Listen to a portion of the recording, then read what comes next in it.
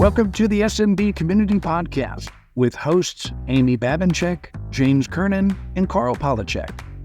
Produced by Kernan Consulting and for the international MSP community. We are dedicated to making every IT professional a successful IT professional.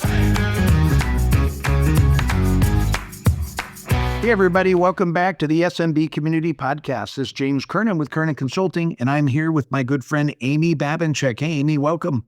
Hey James. Yep, good to see you. Happy Monday. You enjoying the slight weather change that's happening here in the United States? It seems like everybody's getting better weather.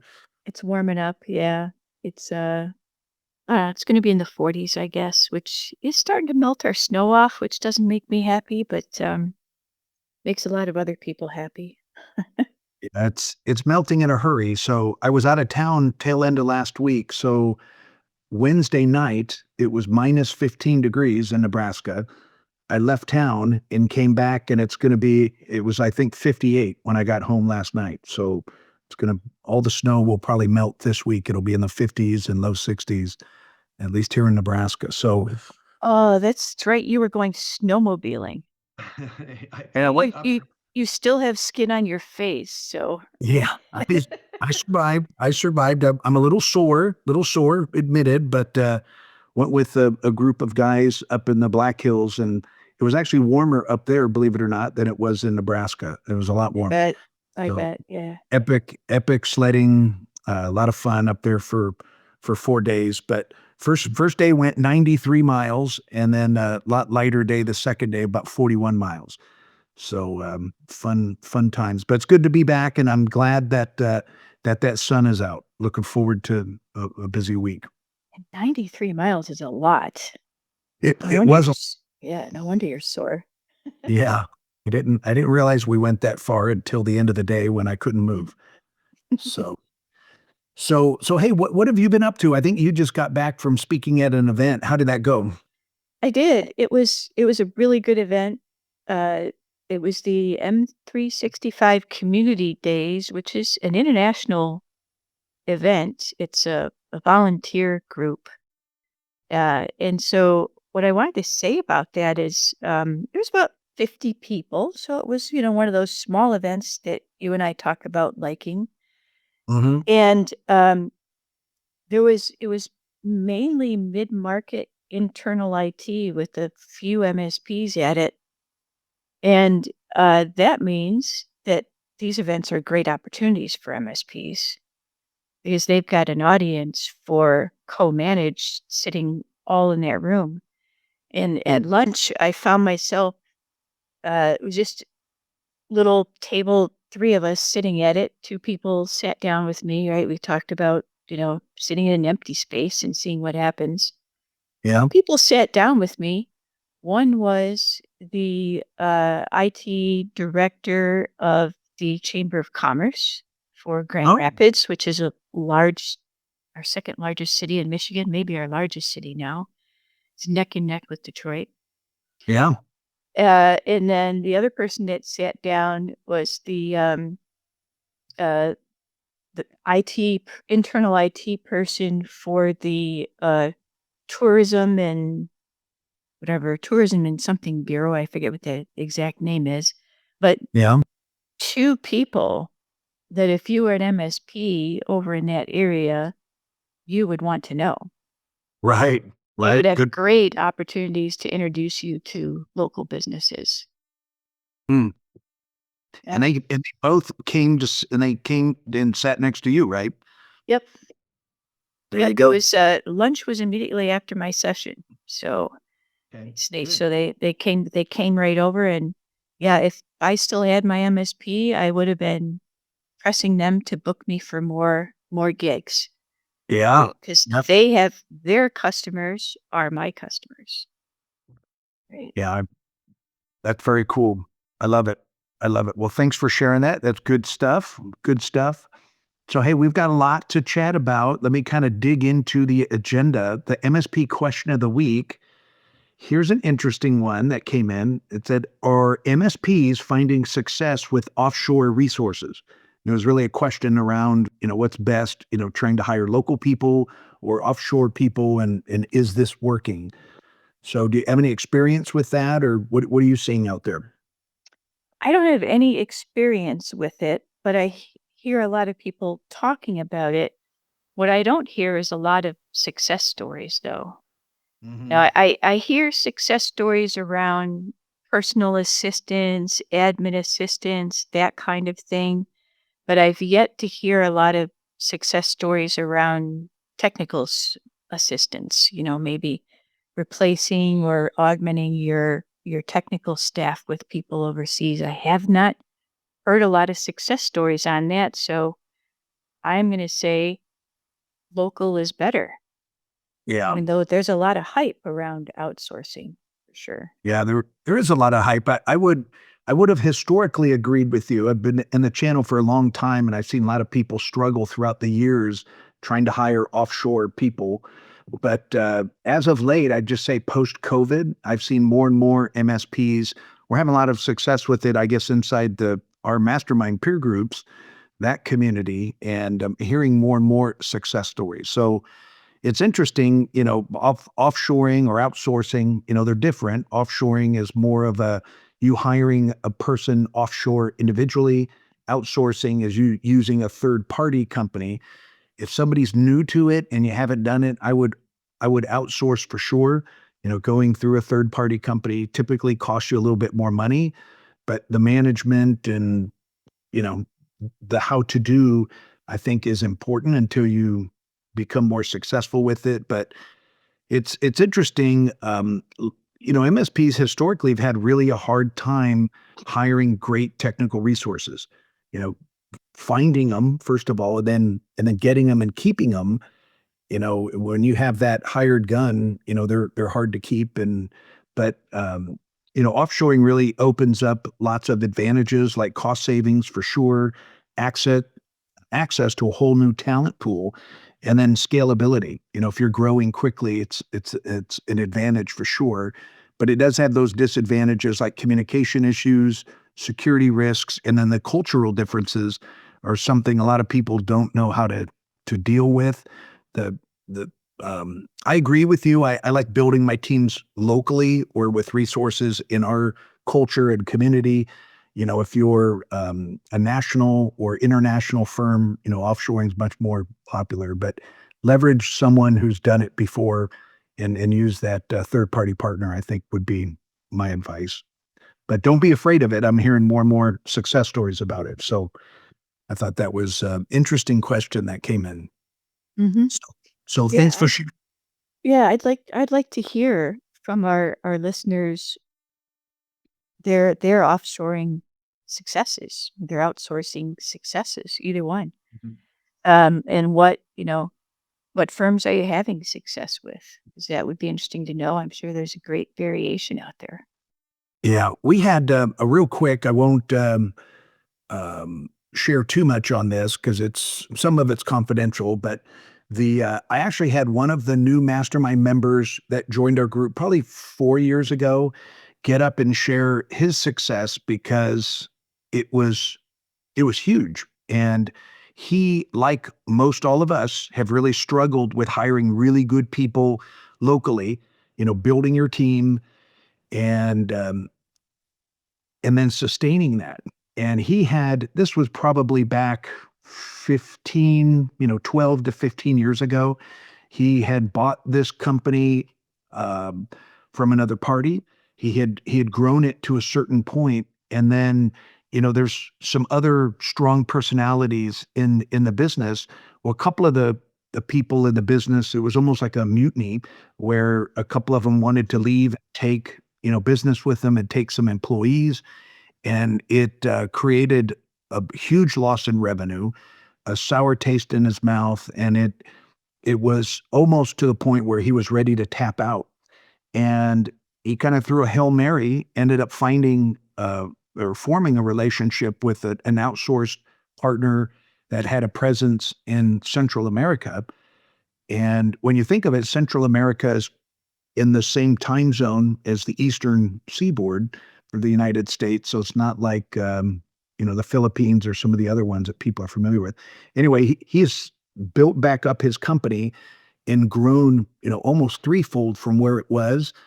And he swears by it. He's like, the bulk of his team, his whole leadership team, his salespeople, strong technical people. Now he has a handful of field people that are in the United States, but the overwhelming, like 80% of his workforce is in Central America, and uh, he's just having great success with it. So I just wanted to share that. Now that's unique, and it's so unique. I had him get up and share, at one of the conferences because I just thought that was really cool what happened to those guys.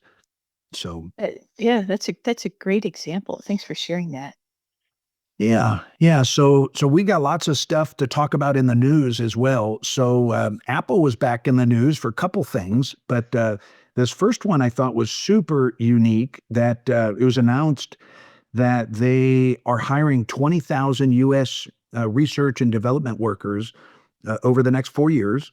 They're really going to focus on the AI market, and they want to build this here domestically. And anyway, it's $500 billion are going into this investment.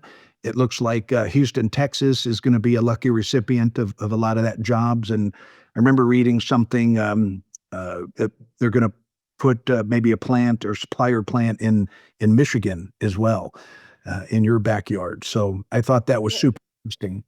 Yeah, it is really interesting. The thing you're putting into Michigan is manufacturing research. Okay. So it's going to be a lot of engineers. It's going to be training people up, and really, you can't just onshore manufacturing if the manufacturing doesn't exist here. Right. We certainly have plenty of engineers and manufacturing design folks and all of that here. So makes sense for Apple to bring that to Michigan. So they'll be working to figure out how to modernize our manufacturing in the United States to be able to produce more products like this. Yeah. And then, I thought this is strategic politically too on Apple's Hmm. part, right? There was that $100 billion announcement from Sam Altman, right? He put together a coalition of people and got that announcement on day one of the presidency. And he and Elon Musk have a very cantankerous relationship. So they're each, trying to get their side.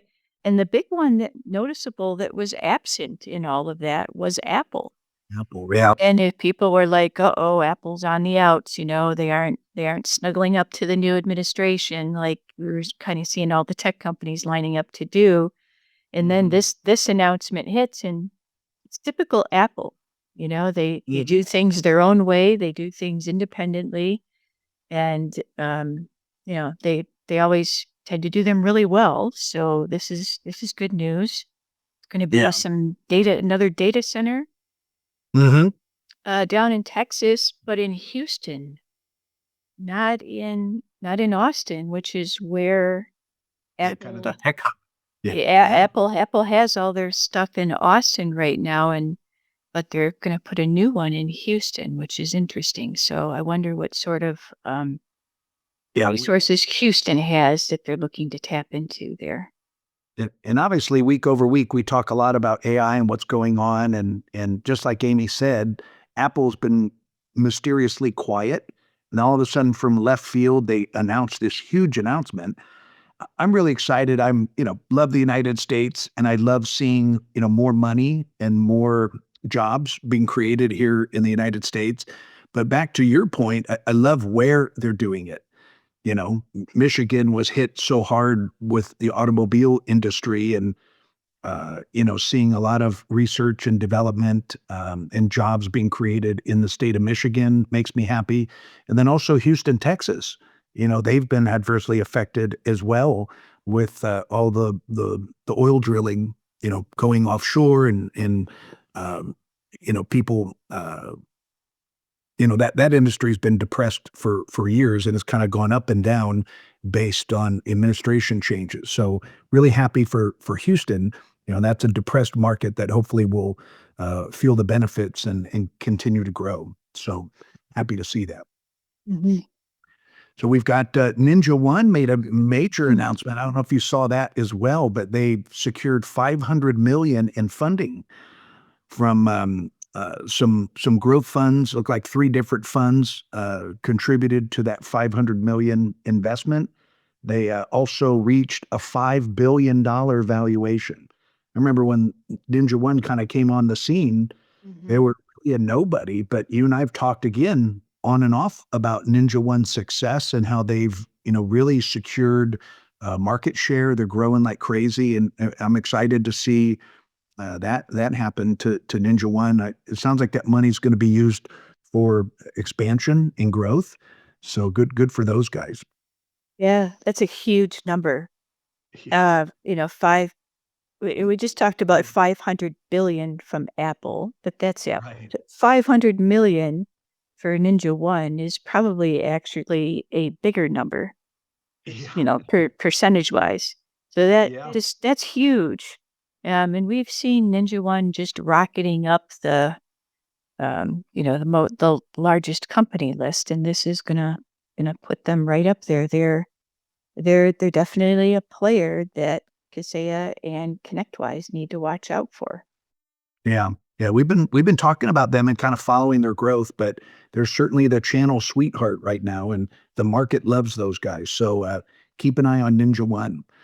Um, and then a couple other things real quick. You and I'd already chatted a little bit. I don't know how excited most people are going to be about this, but it looks like back in the news was Apple again with that iPhone announcement of $599, which sounds like it's $200 less than the iPhone 16, but they've trying to go in and attack a different part of the market.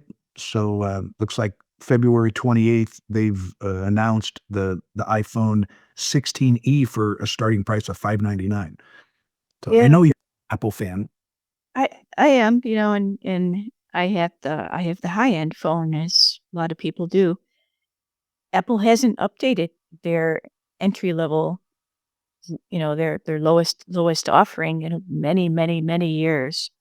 Mhm. So I'm glad to see that they're reinvesting in that, because I think they lost their direction a little bit, right? You need to give an entry point for people to go in to buy your product, to make it competitive with the others, and you know, then they might see the value of the Apple network and begin to move up through the ecosystem. So I think Right. this is good news. I'm glad to see update on that phone. Yeah. And then I'm dying for you to share what I think both of us kind of giggled about, but HP was in the news. What did you hear about HP? This totally made my day. I hope it makes the day for our listeners too, because somebody finally told us the truth. HP announced, drum roll, brrr, HP announced that they will no longer be making you wait for 15 minutes on a customer service call. They had a policy to, that message every it's when we get to talk about HP because they just admitted to it. But every business you call today says, "Oh, we're experiencing a larger than normal call volume. Right. Please hold." HP had a policy of 15 minutes of hold time before they would talk to you, even if there was no other caller there.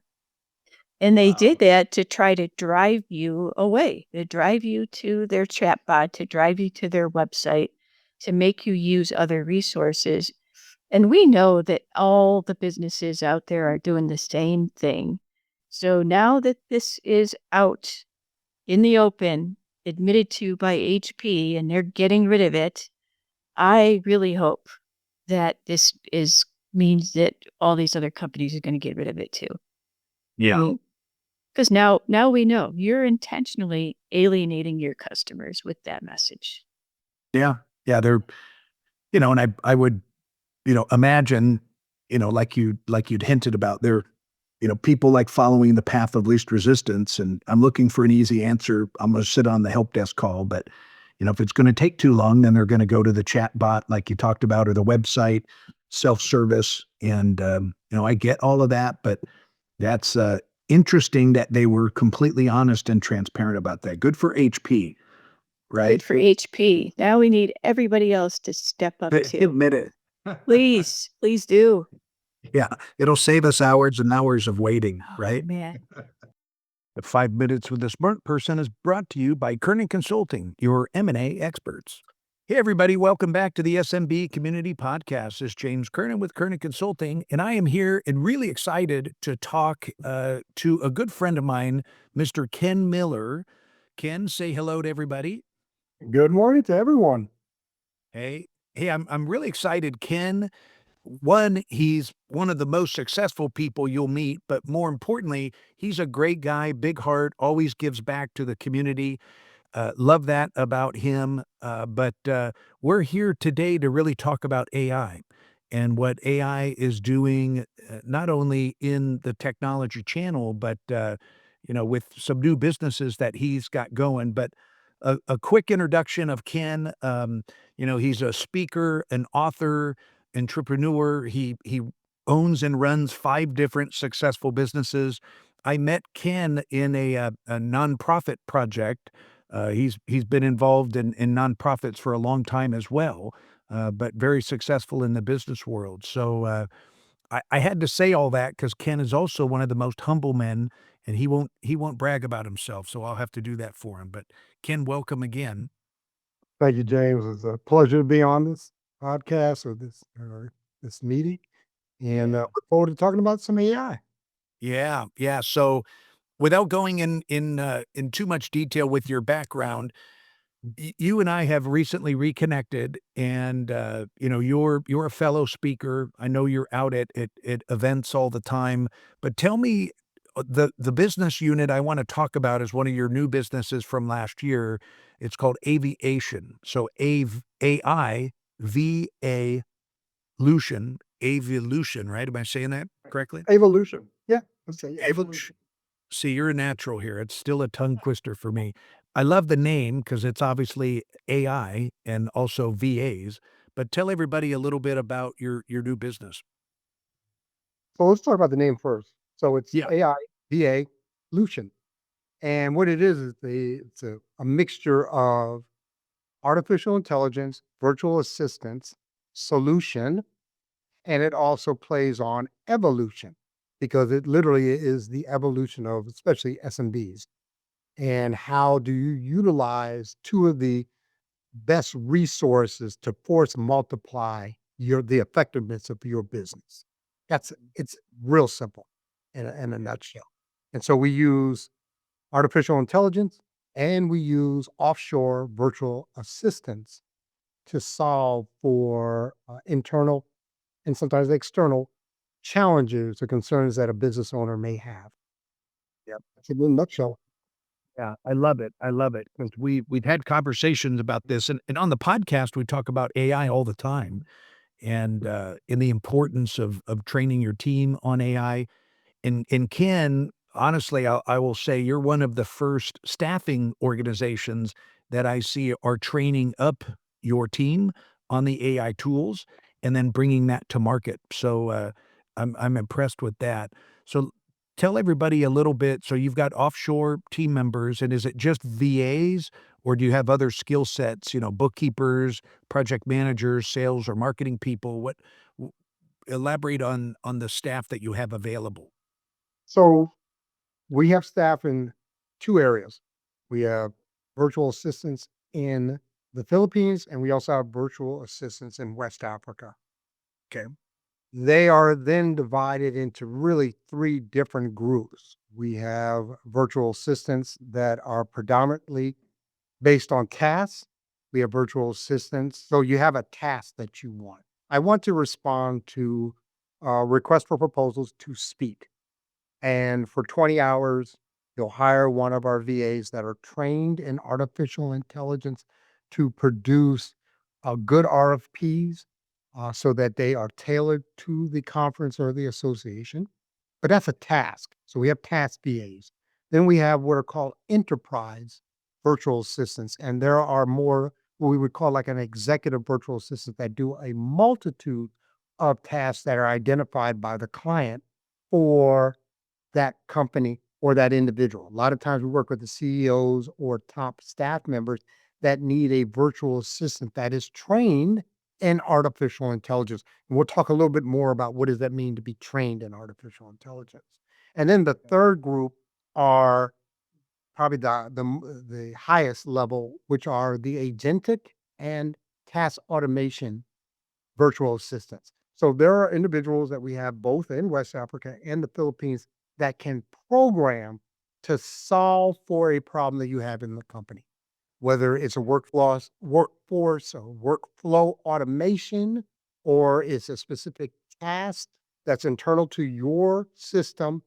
They can do the programming in what we call N8N or make.com or Python or JSON and come up with a unique solution to the problem or the challenge that you're having. So those are the three different groups of virtual assistants, but they're all trained in artificial intelligence. Yeah, I love it. I love it. And I know our listeners are wanting to ask this question because it popped in my head as well. Now, normally when you have offshore people, do they work US hours or do they work their hours or both? Whatever you want. Great question. So what we have is predominantly, so I'll use Philippines for example. That's the majority of our VAs are in the Philippines. It's a 14-hour difference.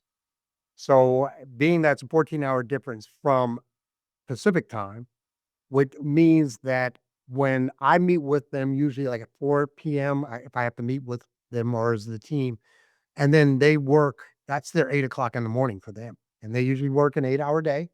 But when you hire, usually you can hire 20 or 40. So there are 14. But then we also have, I think right now we have 2 or 3 of our VAs that are night VAs, which means that they work nights so that they can make calls and or do whatever needs to be done during the day for a specific client that are need and utilize those services. So we have night ones and we have day ones. Got it. Okay, good, good. Yeah, I love that. So let's talk a little bit about how you train your team. This isn't a little 15-minute class on how to use Chat GPT and then they're done. Without disclosing your complete secret sauce, because you walked me through the platform now and my eyes popped out of my head. It very, very impressive. Help people understand the I guess the magnitude of the training and what that looks like. Right, because that's one of the big problems with individuals that have hired VAs in the past, Yeah. is that the individuals aren't trained. They just put out a shingle, say, "Hey, I'm a VA, offshore or onshore, either one." Mhm. And my question when I started the company was, what makes you a best practices virtual assistant? And so what I created was literally a curriculum for both AI and virtual assistant. So for virtual assistant, a lot of times there's a very specific person that I use. Aaron Booth has phenomenal videos in YouTube. And I say you have to do these 5 YouTube videos of Aaron Booth. And then for the artificial intelligence, I've engaged with a company and literally I have paid for each of our VAs to go through a school that is with a group called AI Foundations. And in that school, they will learn what you are probably most familiar with, which is LLMs. So Chat GPT, Gemini, Perplexity, great. Yeah. They'll learn that. They'll learn AI image. They'll learn AI video. They'll learn AI audio, and very specifically for a select few, they will learn task automation and programming in a program we called N8N, which is the cutting edge um, programming for agents and for task automation. And then there's specific vertical markets that they're trained in AI, in sales, in marketing, in business, and with that training, and remember, they're trained, we pay for that. And we have trained them. So now they are AI trained virtual assistants offshore. Yeah, that's amazing. That's a great overview because you hit all the key points I wanted to make sure that you hit, because I was blown away, not at the size of the school, but all the different certifications that you can go through based on what tasks you're supposed to do for that business. So, it was the most comprehensive I've ever seen. So that was very, very impressive. So I know people are wondering, Ken, that you've started this, you've launched this business, it's really taking off. Um, if they want to get in touch with you guys and they want to you learn more about your business, or they want to hire someone, or they need your help, how can they reach out to you? What's the best way to connect with you and your firm? Well, number one, you can go to the website, and that is, www avolution.com, AIVALUTION.com. Okay. And then if you want to talk directly with me, I own the business. I am the CEO. Feel free, ken@avolution.com. Send me an email. Let me know what your questions, concerns, thoughts are. And then if you're still interested, you would just sign up on the website and they'll start the onboarding process. But yeah. And if you want to hear more from Ken, besides reaching out to him, I've twisted his arm and begged him to come speak at the next Mastermind Live event down in Dallas, Texas. Uh, it looks like that's March 27th and 28th. So, Ken, we're looking forward to hosting you there as well. And I'd love to get you back on the program and talk more. There's so many interesting things about you as a human being. You've had some life experiences that are just transformational and inspiring. We didn't get a chance to dig into that, but we'll do that next time. So thanks again for being on the program. Thank you for having the ability to be on the program. Thank you, James. You're a friend and also someone I admire and what you've accomplished. Awesome. Awesome. All right. Well, cool. Well, anything else coming up for you here in March, April timeframe? I'm going to be guest on a couple of different podcasts, and I'll tell you guys about those when they get published, so you can listen to me talk even more. Exciting. Good, good, good. Yeah. Yeah. I've got I was going to try to make the exchange event in Orlando, but I'm going to skip that one. Just I'm busy enough where I didn't want to take that time out of the office, but I'm going to be in Dallas, Texas, the end of March. So looking forward to that. I'm speaking at the Mastermind Live event. A lot of M&A talk, business growth. That should be a fun event. March 27th and 28th. So in Dallas, Texas. So that's my next trip. Looking forward to that. All right. All right. Well, great conversation today, Amy. Thank you as always. Love you sharing your wisdom with everybody. And until next time, sayonara. Thank you for tuning in to the SMB Community Podcast. If you found this interesting or fun, please subscribe, share with your friends, and give us a thumbs up on your favorite social media. We would love to hear from you, so reach out anytime on the website at smbcommunitypodcast.com.